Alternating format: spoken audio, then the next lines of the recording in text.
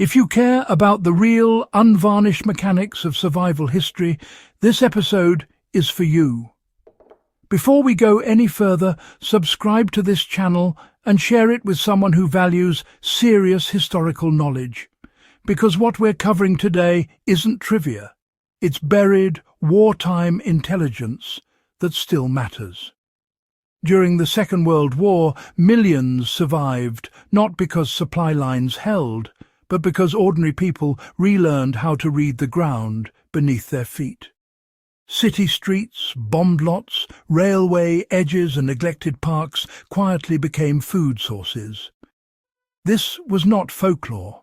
It was officially taught, quietly encouraged, and sometimes life-saving. What follows is the overlooked foraging knowledge that kept entire urban populations alive when ration cards ran out and imports stopped. This matters because World War II starvation was not theoretical. In blockaded cities like London and Berlin, calories were counted to the gram. When supply ships were sunk and farmland was bombed, weeds became nutrition, medicine, and psychological resilience. Governments did not advertise this loudly, but survival manuals circulated through civil defence networks and women's institutes. Knowing which plants were safe separated hunger from endurance. How wartime authorities quietly turned cities into food landscapes. In Britain, the Ministry of Food understood early that rationing alone would not be enough. While the public face was coupons and queues, behind the scenes, pamphlets explained how to harvest edible weeds without poisoning your family. The same logic appeared across Europe. Urban foraging was framed not as desperation but as patriotic contribution. Vacant lots became gardens, and weeds were rebranded as supplements rather than shame. This was practical science, not romanticism. Plants were selected because they were abundant, nutritionally dense, and difficult to misidentify. Anything ambiguous was excluded. The goal was safety first, calories second. Dandelion was a wartime staple hiding in plain sight. Dandelion was everywhere, which is exactly why it mattered. The leaves provided vitamin A and C when fresh vegetables were unavailable.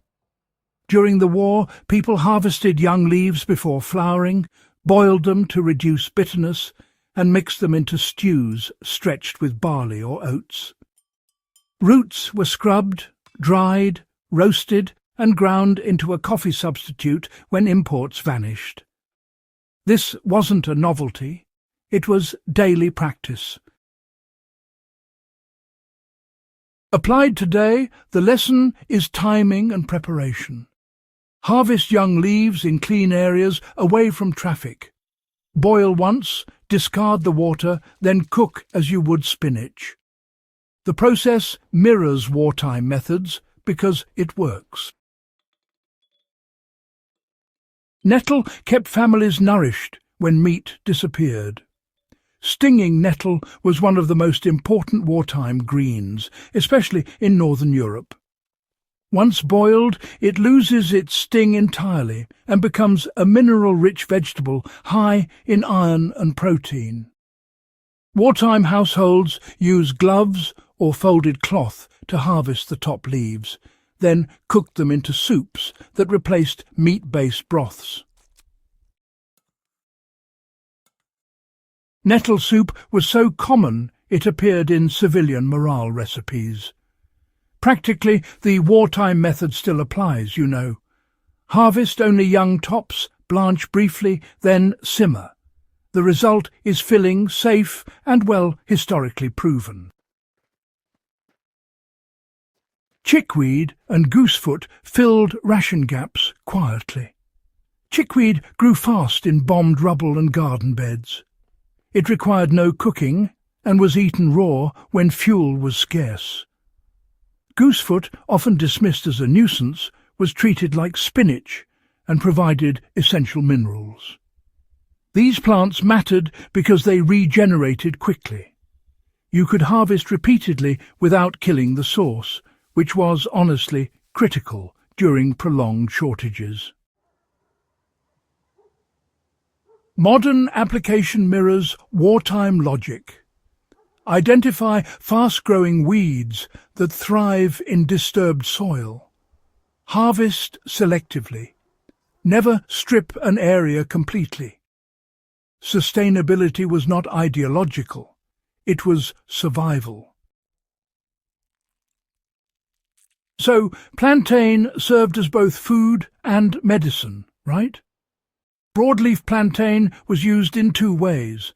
The young leaves were eaten cooked, while, crushed leaves were applied to wounds and insect bites. In cities dealing with glass, shrapnel and poor sanitation, this dual-purpose plant really reduced infections when medical supplies were stretched thin. The wartime takeaway is, efficiency. One plant served multiple needs, and today that mindset remains relevant in any long-term disruption scenario. Why was misidentification treated as a lethal risk? Wartime manuals stressed one rule relentlessly. If there is doubt, leave it alone. Starving populations simply could not afford poisoning. That is why only a small number of unmistakable weeds were promoted. People were trained to recognize leaf shape, growth pattern, and habitat, not just appearance. Applied today, the same rule stands.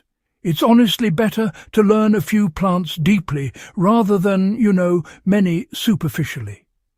WWII survivors didn't experiment.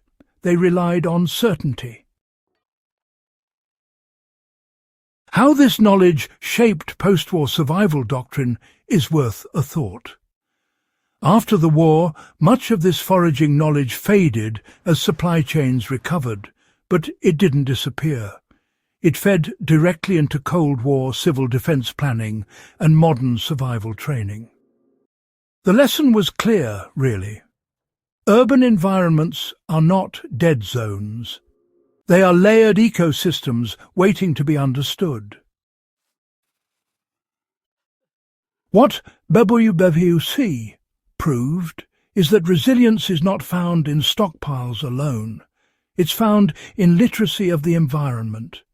People who could identify food where others saw weeds survived longer, stayed healthier, and, maintained morale under extreme pressure.